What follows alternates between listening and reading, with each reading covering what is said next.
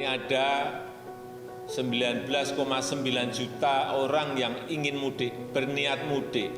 Ini jumlah yang tidak sedikit. Inilah yang harus kita antisipasi. Semua provinsi, semua kabupaten dan kota harus mengingatkan warganya agar Natal dan Tahun Baru ini lebih baik tidak bepergian kemana-mana. Pemerintah bersiap mengantisipasi lonjakan kasus COVID-19 saat libur Natal dan Tahun Baru.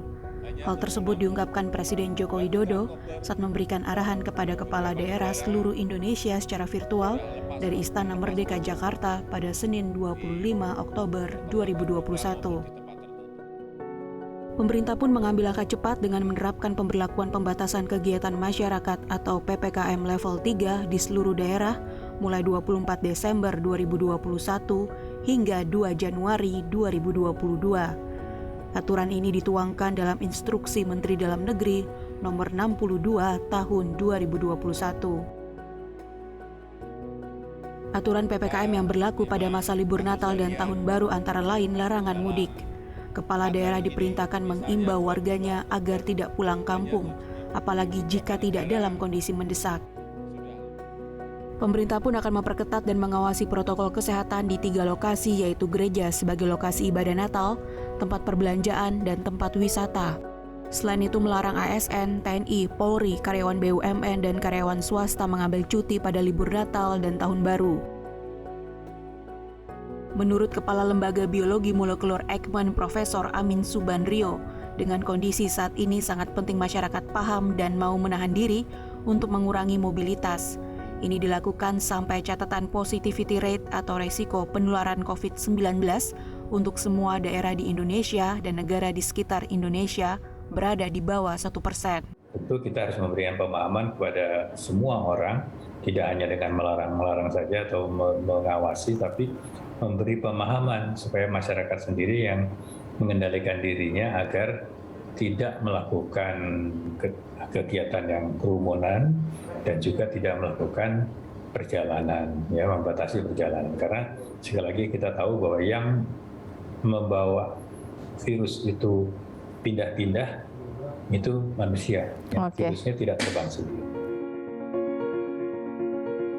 Kebijakan yang dibuat pemerintah bukan tanpa alasan. Berkaca dari libur Natal dan Tahun Baru pada 2020 lalu, Satuan Tugas Penanganan COVID-19 menyebut terjadi kenaikan kasus sebesar 398% selama 13 minggu.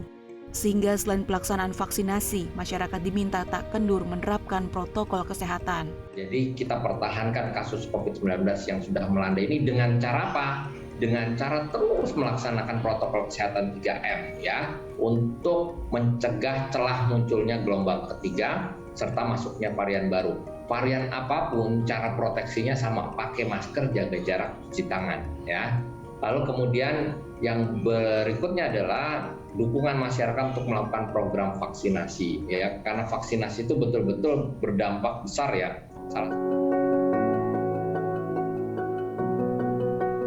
Sementara itu, Rumah Sakit Darurat COVID-19 Wisma Atlet Kemayoran Jakarta Pusat tetap bersiaga jika terjadi gelombang ketiga yang diprediksi usai libur Natal dan Tahun Baru. Ada 1.700 tenaga kesehatan dipersiapkan, beserta fasilitas alat kesehatan seperti sentral oksigen dan obat-obatan untuk lonjakan pasien dalam 5 bulan ke depan. Garda terdepannya adalah tetap masyarakat. Jadi masyarakat yang ada di hulu itu tetap harus jangan abaikan kesehatan. Sedangkan kami ini yang di Wisma Atlet adalah yang di hilirnya. Jadi kalau di hulunya pelaksanaan bisa dilaksanakan dengan baik prokesnya, maka insya Allah di hilir pasien tidak akan melonjak dengan bermakna nantinya.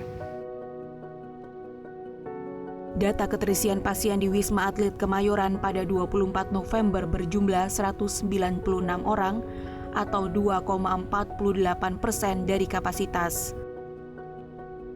90% pasien merupakan repatriasi atau baru tiba dari luar negeri, 9% penduduk DKI Jakarta dan 1% luar DKI Jakarta. Tentu di tengah kondisi kasus COVID-19 yang mulai melandai, jangan sampai masyarakat abai. Tetap patuhi protokol kesehatan dan segera vaksin COVID-19. Sementara waktu masyarakat diminta menahan diri untuk tidak mudik dan mengurangi mobilitas. Semua dilakukan demi mempercepat pandemi berakhir. Yuli Horisman, Carlos Dori, Ori Salvian, JPM TV.